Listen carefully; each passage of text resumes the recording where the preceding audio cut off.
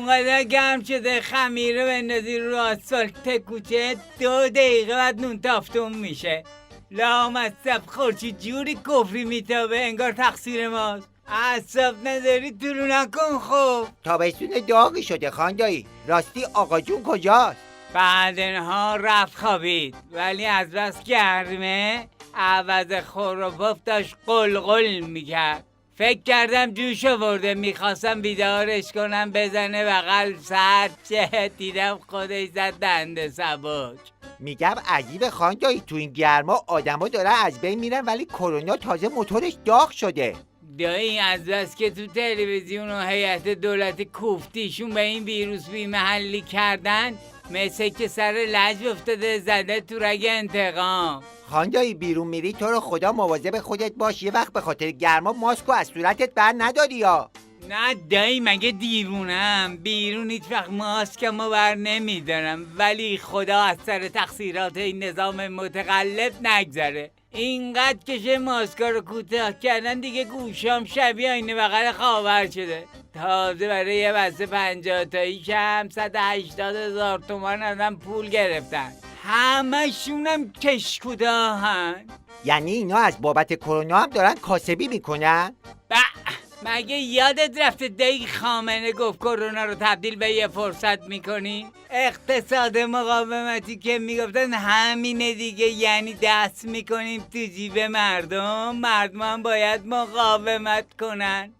خاندایی دیشب رفتم سر یخچال آب سرد بخورم، مامانم داد کشید اینقدر در اون ساب مرده رو باز و بسته نکن، اگه یخچال بسوزه طبقه اجتماعیمون چند پله سقوط میکنه. شما وضعتون خوبه دایی. طبقه اجتماعی من که با دندون دردم سقوط کرد. الان تو خونه ما دیگه هرچیمون بسوزه بابام میگه در نظر بگیرید که کلا اختراع نشده. خاندایی الان ما چند خط زیر خط فقریم؟ راستش اگه یارانمونو قطع کنم میریم صفحه بعد دیگه دایی. یعنی وضع اینقدر خرابه؟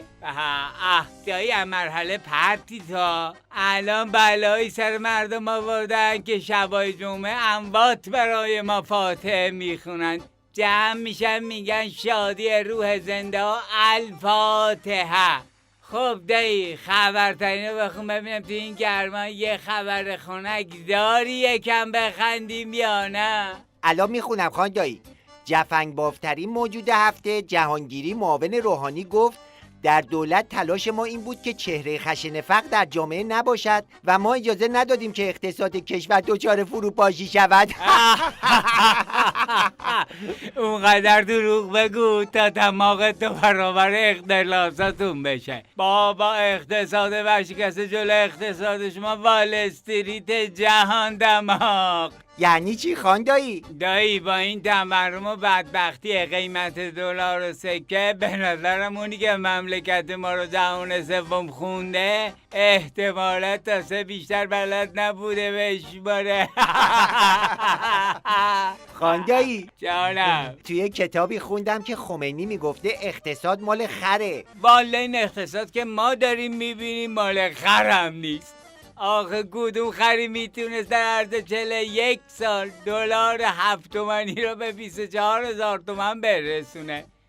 بریم ده یه سر به آقا جون بزنیم که گرما زده نشه یه موقعی. بریم خاندایی.